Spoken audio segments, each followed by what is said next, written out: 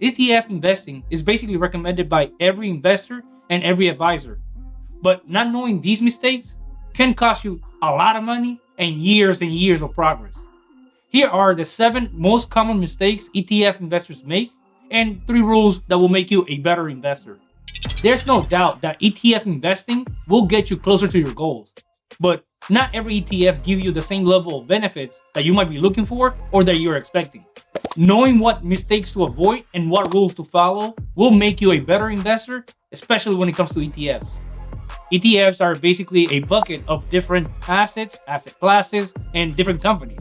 An ETF can hold investments that are focused on growth, that are focused on technology, or that are focused on dividends. So when you buy an ETF, you're basically buying that bucket. So whatever that ETF holds, you are also investing into those type of companies. There are many benefits from buying or investing into an ETF. With a single investment, you get exposure to a wide array of different investments, and that gives you diversification, potential for growth, and lower risk. But now, here's the mistake. All of those investments might be all called ETF, but they're not all the same. There are many investments that are called ETF, but that doesn't mean that they're the same. Each ETF is created with a specific purpose. The ETF itself might not be what you think it is. And that's where mistake number 1 comes in. There are many ETFs that you can buy, but knowing what those ETFs are and what they hold on their basket is one of the most important factors when you are considering buying an ETF. You need to understand what they hold before you buy. So mistake number 1 is not knowing what assets the ETF actually tracks, what it holds on that basket. You need to know, understand, and trust the underlying asset the ETF is actually tracking. Now, once you know what the ETF holds, what's inside that basket, you need to evaluate the holdings and make sure that you avoid mistake number 2. Most ETFs are created to track or hold a group of companies. Let's say that ETF that you want to buy or you want to evaluate is called VNQ. VNQ might be doing great during some times and could be tracking a bunch of different companies, but all of those companies are all in the same sector or focus on the same thing, real estate. Because VNQ is a Vanguard real estate ETF, if something changes in the real estate market or as a sector of the market, then your whole portfolio is actually at risk. Whatever that situation might be that is happening, that is affecting the real estate, might be an isolated situation and is only affecting real estate, which happens all the time. But if you only hold VNQ, then your whole portfolio is at risk, even though it's an ETF and it is diversified as an ETF. So mistake number 2 is not buying a well-diversified ETF. Once you know what the ETF is tracking and you trust that investment and realize that the investment is lacking diversification, then we get to our 3rd mistake. The point and most critical benefit of an ETF is that you gain exposure to an array of investments with a single purchase or a single investment. But not all ETFs are created equal. If you have a concentrated portfolio, your next step should be to diversify and diversify fast. If your portfolio is focused in a specific sector of the market, then you need to evaluate other ETFs and diversify into other ETFs. You can diversify in many different ways, and I recommend people buy into other investments that help you balance your risk. For example, if you are investing into ETFs that are too narrow into real estate ETFs or real estate investments, then you should buy into other investments that are not correlated to real estate. The mistake many investors make is that instead of looking for another ETF to buy to balance their portfolio, they actually just sell their original investments and get into individual stocks. So mistake number 3 is only investing into 1 or 2 ETFs that are concentrated in a sector or part of the market. There are many ways to balance your portfolio. And one tool I would use and I recommend people use is an ETF comparing tool online.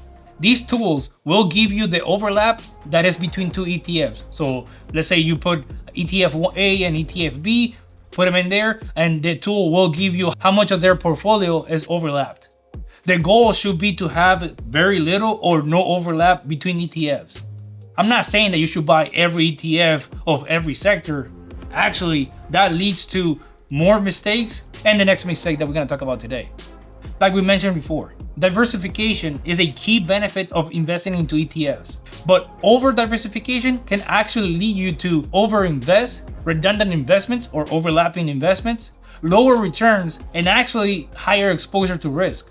If you invest into too many ETFs, you run the risk of buying basically the same investment multiple times. And in fact, you might have a diversified portfolio when you look at the ticker symbols, but your underlying assets are all the same. So mistake number 4 is buying too many ETFs. In general, you should have ETFs that track the general market or the S&P 500, growth-focused ETFs, global or international markets, bonds, and if it's aligned with your goals or your situation, dividend-paying ETFs. Remember, these are ETFs, and even though they provide diversification, growth, and usually lower risk, they still behave like investments. And that leads me to mistake number 5. ETFs behave like investments, so they go up and down based on the underlying assets that they track. ETFs do have lower risk, but they will, just like any other investment, have times where they go up and have times where they go down. Whatever has happened in the past is the past. You need to look forward and avoid the first 4 mistakes in this list. Mistake number 5 is looking at the past performance and expecting the same performance or trend to continue going forward. ETFs will provide a cushion of safety because of the normal diversification that you get from an ETF. But ETFs, from time to time, will also drop in value. It is an investment, and investing does not always follow a predictable path. Actually, almost never does. Even the best performing ETFs have times where they have dropped in value. Sometimes they drop by as much as 36% in a single year. And other times, they go up and gain 60% in a single year, with most of those gains and losses happening in a few days or just a few weeks during the whole year. Markets and ETFs and investments going up and down is just part of investing.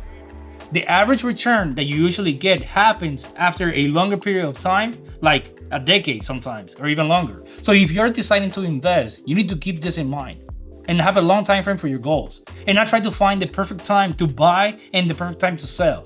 So mistake number 6 is trying to time the market. Don't try to time your investing. Even if you miss just a few days of the good days that goes going up, you will be missing out on huge gains. It has been proven time and time again that not even the experts can actually predict this and be more profitable than if they just stayed invested in the market. So mistake 6.5, I guess, instead of trying to time the market, have a plan on how you're going to invest and invest consistently. After I give you mistake number 7, I will give you the 3 rules to follow. These rules are simple and proven to be the best approach for anybody investing into ETFs. Now, mistake number 7. Many people will be tempted to make adjustments to their portfolio because of many different factors. There are times and situations where rebalancing or making changes to a portfolio will make sense and may be necessary, but this is rarely the case, especially if you're just getting started. The main reason people make drastic changes to their investments is driven by outside influence and not really because their goals have changed or their plan has changed. You need to have a plan and clearly set your goals for yourself. I'm not saying that you shouldn't explore different ideas or be flexible with your portfolio, but make sure that the reasons for making those changes are driven by factors that are aligned with your goals. So mistake number 7 is listening to hype and blindly following any advice. There are many different ETFs and individual stocks, and with them, there's also many that are getting hyped, and many people will have an opinion to give about them. Make sure you are investing and making adjustments that actually align with your situation and your goals. Avoid taking risks with investments that you don't really trust or understand. Now, you know the mistakes to avoid. Here are the 3 rules for investing into ETFs in less than a minute. These rules have been proven to be effective and to provide the most predictable returns over time. Rule number 1. Buy 3 to 5 well-diversified ETFs. Make sure that they have little or no overlap. Focus on ETFs that track the broad market, the S&P 500, growth stocks, US stocks, international stocks, investments that have proven track record and that are well-diversified. Rule number 2. Dollar cost average your investing. Consistently invest into your portfolio regardless of how the market is doing. With that strategy, you will ride out the bad times and you will kill it during the good times. Rule number 3. Understand, trust, and love the ETFs that you're buying. You really need to understand and trust the ETF that you are investing in before you buy them. Buy something that you believe in and make sure that the fees for the ETF are 0.25% or less. The lower the better. I have a bonus mistake or clarification that you might need. The share price of ETFs don't really dictate the growth potential or how good that ETF is. An ETF that has a share price of $30 and one that has $300 might have the exact same potential for growth and be just as good. For example, SEHB is priced at around $23 as of right now, and VTI is just about $293 per share. That means that $300 invested gets you just a little bit more than one share from VTI and about 13 shares from SEHB. But at the end of the day, your investment is still $300. And if they both go up by 10%, you're still making the same $30 on your investment. Individual share price do not really have an impact on the performance of the investment or the ETF. Performance of the ETFs or any investment really is measured on percentages and percentage changes. Nowadays, you could buy fractional shares from many different brokers, meaning that you don't really need to have enough to buy a full share to buy. You could buy part of a share and still be investing whatever amount you want to invest. Many brokers have this capability. So the actual share price for an individual stock or ETF don't really matter. Think about it this way. If a share costs $10 and it loses $5 of value over a year, it didn't lose $5. It lost 50% or half of whatever you invested in there. But if there's another share that costs you $100 and it still lost $5 over the year, you only lost 5%. You still have $95 left.